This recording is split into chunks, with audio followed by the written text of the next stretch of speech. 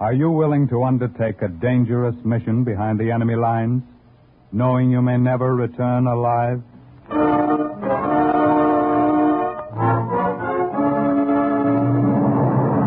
What you have just heard is the question asked during the war to agents of the OSS. Ordinary citizens who to this question answered, yes. This is Cloak and Dagger.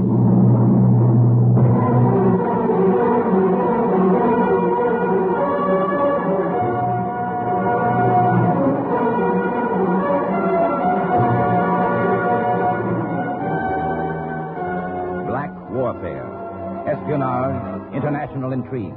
These are the weapons of the OSS. Today's story, The Trojan Horse, is suggested by actual incidents recorded in the Washington files of the Office of Strategic Services. A story that can now be told.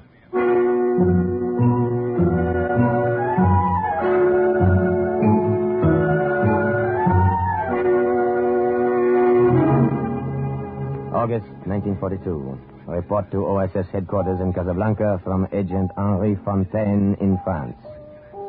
Contact with girl Gabrielle Monet was made in the Bluebeard Café in Paris.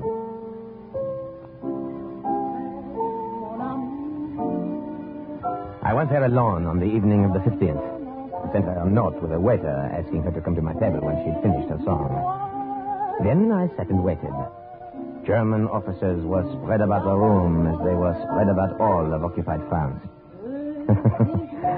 I wondered what they would say if they knew why I had come.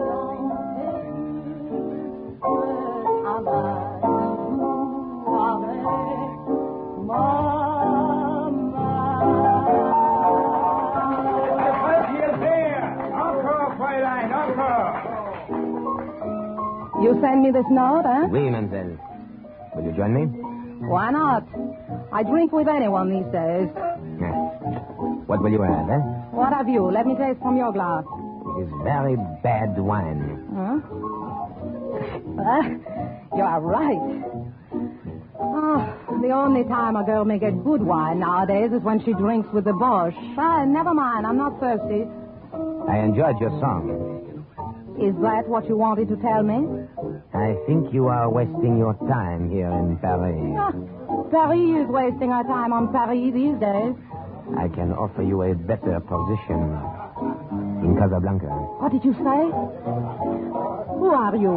My name is Henri Fontaine. I, too, have a good position with the American OSS in North Africa. What are you saying? Before the Germans came to France, I was a poor poet. They did me a service. Now I'm a rich spy. You sit here in a room full of Germans and tell me this? What makes you think I will believe you? What makes you think I won't turn you over to the Germans if I do, eh? Mademoiselle, I am not such a brave man. Neither am I a fool. We have kept you under observation for months.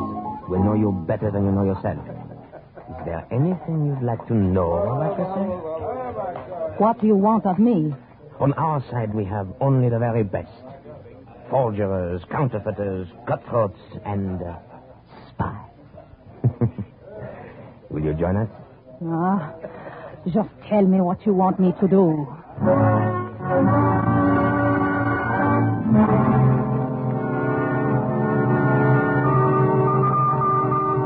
Agent Henri Fontaine in France to Agent Steve Littell in Casablanca. Arrangements have been made to transport the girl Gabrielle Monet to the south of France and then to Casablanca. Awaiting further instructions. Over.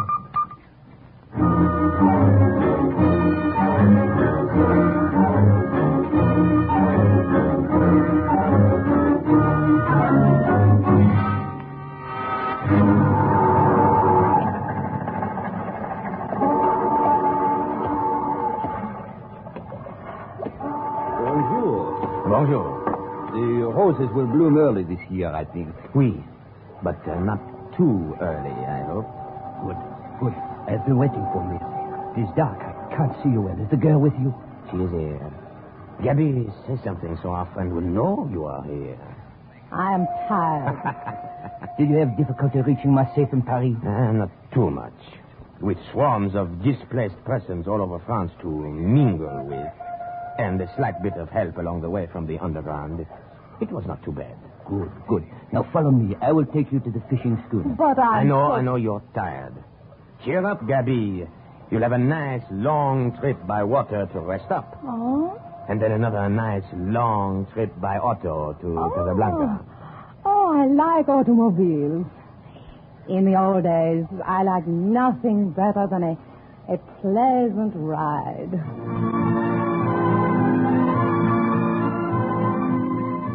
But Gabby did not like the automobile trip to Casablanca. It was probably nothing like the old days.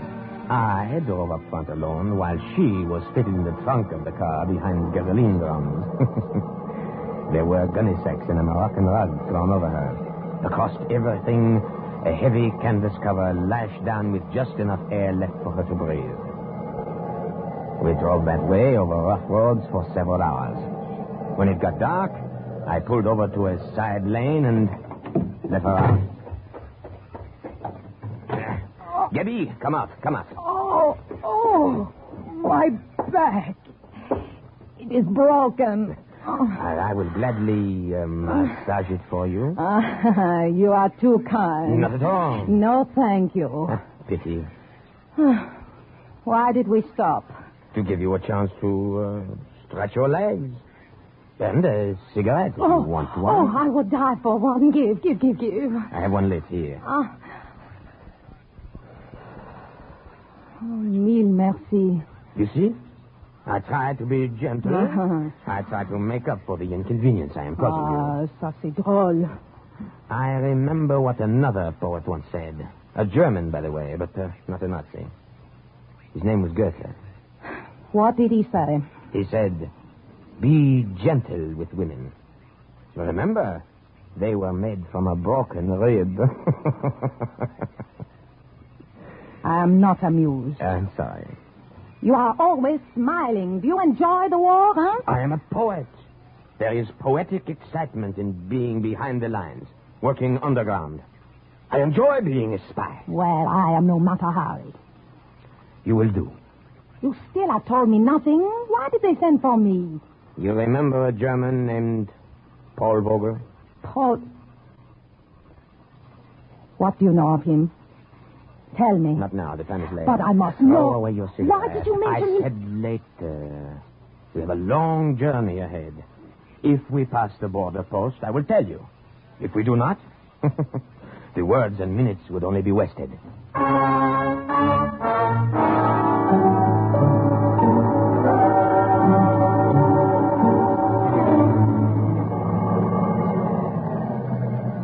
Angela! I thought I would never reach the border. It's been a long trip. Where are you headed? Casablanca. Have you anything to declare? No, nothing. Let me see your passport. Here you are.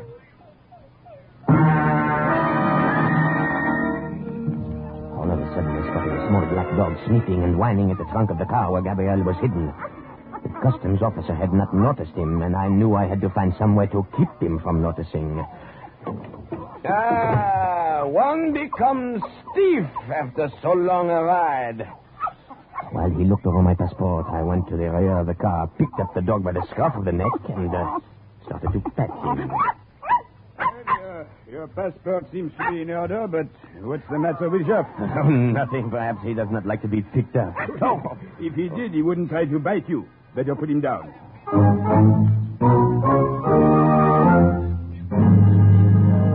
I knew if I put Cloak down, he'd go back to sniffing around that trunk. I felt like strangling that cute little black puppy. Well, put him down. I have taken a fancy to him. How do you feel about selling him to me, eh? Huh?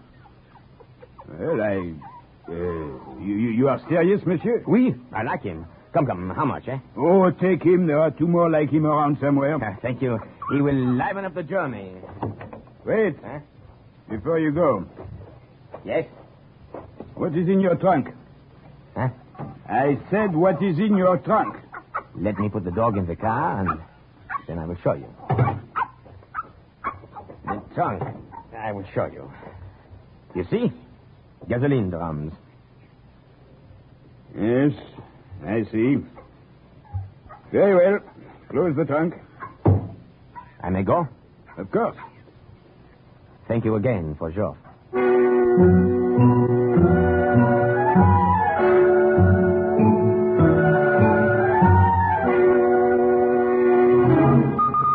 August 27th, 1942. Report to OSS headquarters in Washington from Agent Steve Lytel in Casablanca. Fontaine and the girl arrived. I knew as soon as she walked in that Paul Vogel could not have forgotten her. I only hoped her memories of him weren't too strong. Now, as you know, Miss Monet, this is an international zone. We are, in effect, neutrals.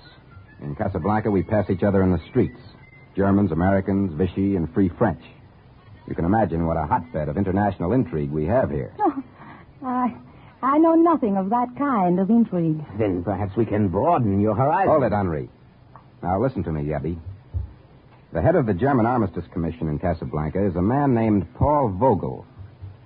Does that name mean anything to you? We knew each other once, before the war. Knew each other? He was an attaché to the German consulate in Paris. You almost married him once, isn't that so? That is my business. I'm afraid we've made it our business. Now, Gabby, we've kept close watch on you these past months, and we're sure that you're no Nazi or Vichy sympathizer. Oh, I hate them all for what they are doing to But Vogel, what are your feelings toward him? I haven't seen him in years. That's not answering my question. If he is a Nazi, I have no feelings toward him. All right, then. Now, the open secret here in North Africa is the planned American invasion. The closed secret is where and when. Now, that's what Paul Vogel wants to find out for German headquarters. I still don't understand what You're to tell him, Cherie. What? Henri's right. You're to take up this friendship with him once more. Give him all the information he wants. You'll get it direct from us. What? Now, rest assured it'll be the wrong information. You understand now? I'm beginning to. Good. We have a job for you at the Three Lanterns Cafe. Now, starting tomorrow.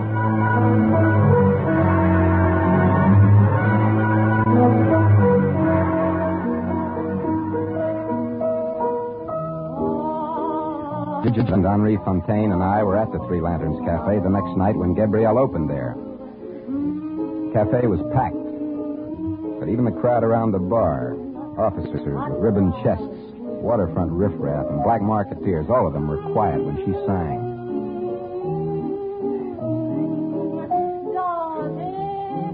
She was wearing a red dress. In the spotlight, her face looked smaller and whiter, and her hair looked blacker. There wasn't a man in the room who could take his eyes off her. I wondered how soon it would be before Paul Vogel came in and saw her, too. A girl like that could make you forget the war, I still... I've got a wife back in Syracuse. Can she wear red like that? My wife can be trusted. And this girl? She and Vogel were pretty close in the old days. I know my own kind. She can be trusted. Well, I hope you're right. The success of the whole American invasion may hinge on it. A lot depends on how hard Vogel falls for that little bait up there on the bandstand. Steve, Vogel, he's just come in. That's all I wanted to see. Come on, let's get out of here. Excuse us, pardon? Pardon?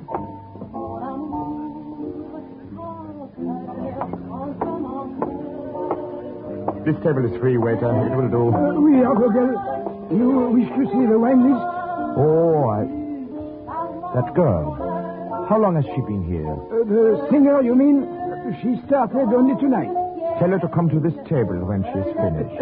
You understand? Oui, I understand. No, you don't. You only think you do.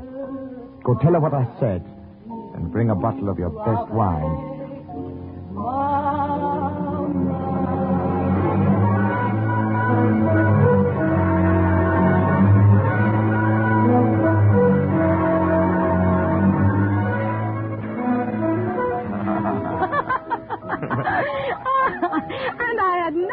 It was you, Paul, when the waiter came to me. How like you to walk back into my life so quietly after making so violent an exit. The world is small after all, Gabby. I'm amazed to find you in Casablanca. I can say the same of you. What are you doing here? I arrived here a few days ago, but I've been in North Africa for months. Tangier, Oran, Tunis. singing. How were you able to leave France after the occupation? You should know how well I always got along with Germans. You don't seem angry with me any longer, Liebchen. After that last time, 6 years ago. Life is too short to be angry for too long at anyone. Besides, I was a fool to have been jealous of that silly blonde with the bad legs. I've even forgotten her name. Suzanne. Oh, I see you have not forgotten. Oh, it's a wine. Gabi, how good it is to be with you again. How good it is to be with you, Paul. For you? For me. Now, we will drink to what is to be, Liebchen.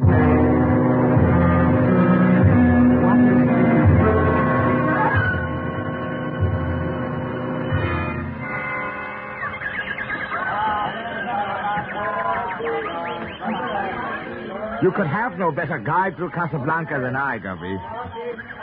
Come, what else would you like me to buy you from the marketplace? A scarf, perhaps? A gold scarf to put around your hair, yeah. Have you taken many girls to the marketplace, huh? Will you be forever jealous of me, Liebling? What is it, the French in you? It is a woman in me. I imagine you are in great demand by the women here. The chief of the German Armistice Commission. How did you know that? I know more than you think. Oh? Would it interest you to know the name of one of the most important American agents in North Africa? Who? Steve Lytle. What do you know of him? I know him. And he knows the details of the planned American invasion. Come. I will buy you a gold scarf. Well, have you nothing to say of what I just told you? I knew that already. I, too, have agents. However, thank you for telling me. I can promise you more than a gold scarf if you find out additional information for me. That is possible? It might be. Very possible.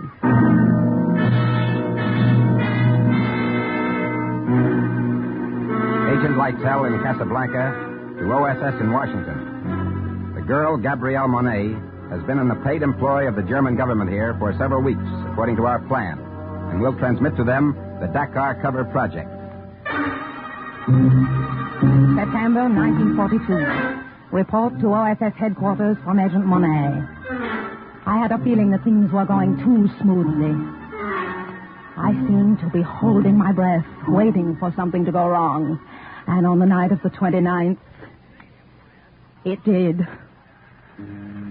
Paul Vogel was in my room above the cafe. We were listening to my record of our favorite song.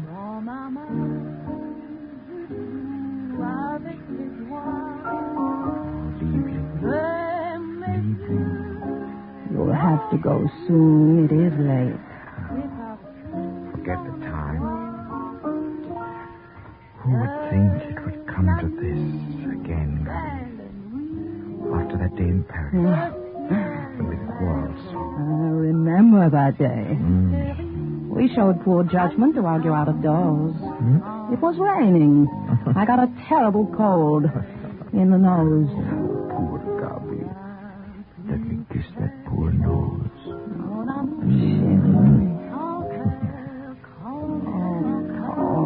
You really must go.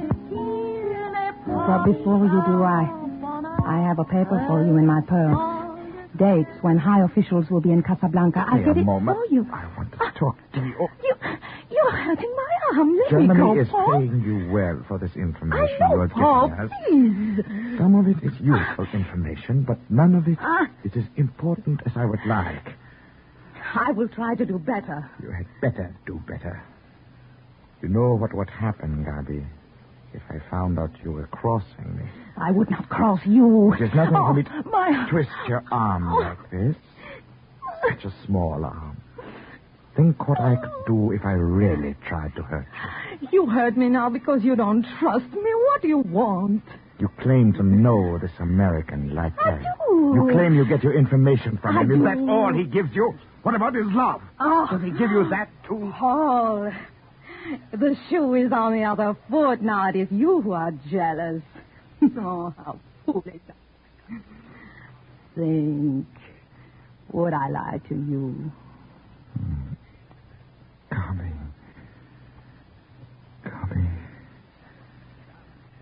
Oh, Gabby. If you ever lie to me, I would rather see you dead at my feet than standing looking at me and lying. You'll hear what I say. Yes. Yes, I hear.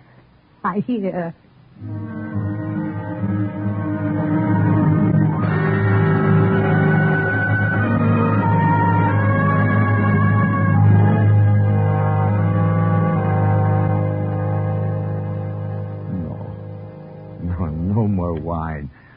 I must keep my head clear to think of what you have just told me. Now, are you satisfied that I'm earning my money? Dakar. So the Americans will land in a few weeks at Dakar. Very likely. Dakar is strategically important. It will be more important if the German fleet is there to stop the invasion. Yeah. That bungled attempt at a landing under de Gaulle's leadership failed, so the Americans probably figure we would not dream that they would try it again in the same place.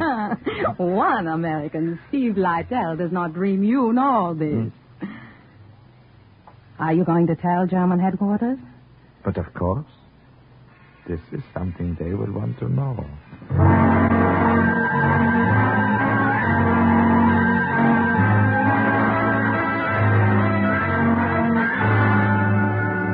He believes it, Steve, every word of it. Good. The German fleet is being sent to stop the invasion at Dakar. Good, Gabby. Good work. Steve, radio report just in from Gibraltar. What is it? No. Let me tell it, Geoff.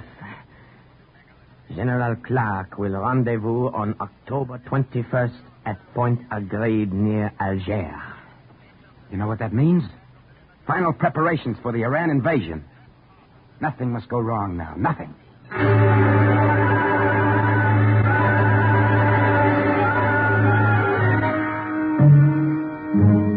November 4, 1942.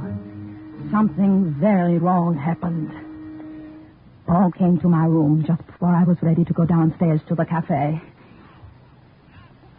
Paul! Gabby, your friend, Lytle, has been playing you for a fool. Do you hear what I say? I don't understand. The invasion is not Dakar. I just learned myself it's to be Oran. Oran! And the German fleet, on my suggestion, is waiting in Dakar for nothing. Paul. And will continue to wait for nothing. Paul, it can't You know what be. this will mean to me? Do you realize what the High Command will do to me for this? Please, Paul. I'm ruined. Perhaps your latest information was wrong about Oran. No. It all ties in. They, the Americans, wanted me to believe that... Gabby, what have you to do with this? Now what are you saying? I'm getting tired of your suspicions. One day you trust me, the next day you don't. You're French? What kind of French? Instead of questions, ask yourself this. Would I betray you, Paul? Not Germany, but you. Think. Look at me. Look at your Gabby and answer.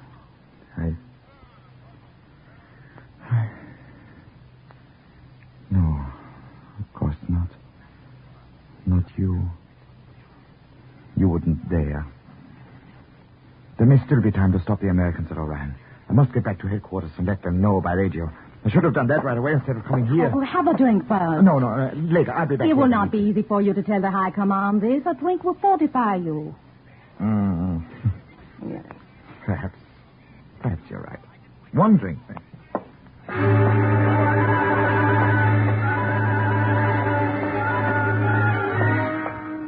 Paul sat on the edge of the couch, his head in his hands.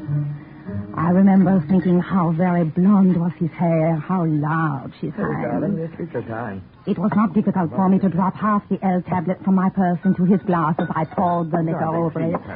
Oh. Here you are. Dankeschön. Poor Paul. Pauvre petit. You look so tired. Drink. Where are you going? To put on the record you like. We've played it so often lately, Paul, that one of these days it will just rise up in protest. You tired? No, why should I be dying? I must go now. I've had my drink. Hear my record through, then you will go. No, now. I must go now. You're so good to me, Grumpy. You love me. You love me very much. His head had fallen on his arms and rested on the table. The tablet had begun to work as I knew it would. I got the automatic pistol that had been given to me by the Americans and shot him twice through his very blonde head.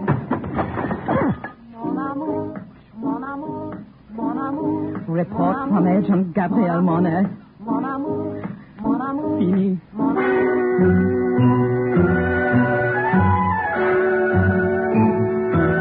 Well, it ought to come any minute now, news of the invasion. I've had word that Eisenhower and Clark were in Gibraltar on November the 8th. I'll let you both know as soon as something comes through on the radio. Are you all right, Debbie? Me, don't concern yourself. You did what you had to do. It took courage. If I had thought about it longer, perhaps I would not have had the courage. You cannot know. I think I do. He meant a great deal to me. A long time ago. I killed him. Listen to me. I told you something once that the poet Goethe said. He also said this. Give up what perished long ago, and let us love what's living. Do you hear, Gabi? Do you hear?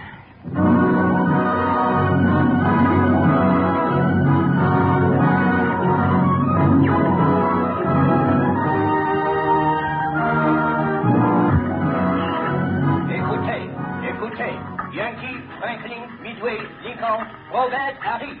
Robert, Harry. That's the code name. Robert's arrived. The invasion's begun. Do you hear? Did you hear, Gabi? Did you? Yes, I heard.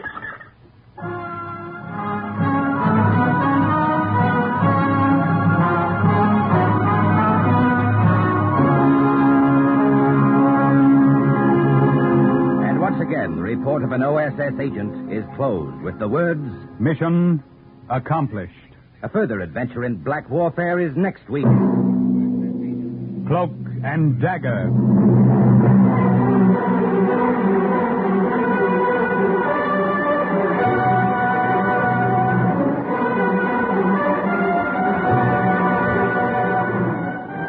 Heard in today's story were Jane White, Barry Kruger, Leon Janney, Joseph Julian, Carl Weber, Raymond Edward Johnson, Guy Sorrell, and Bernie Gould. Script was by Winifred Wolfe. Music under the direction of John Garth. Today's true OSS adventure was based on the book Cloak and Dagger by Corey Ford and Alistair McBain. This has been a Louis G. Cowan production under the supervision and direction of Sherman Marks. Stay tuned for the second big mystery, High Adventure, on NBC.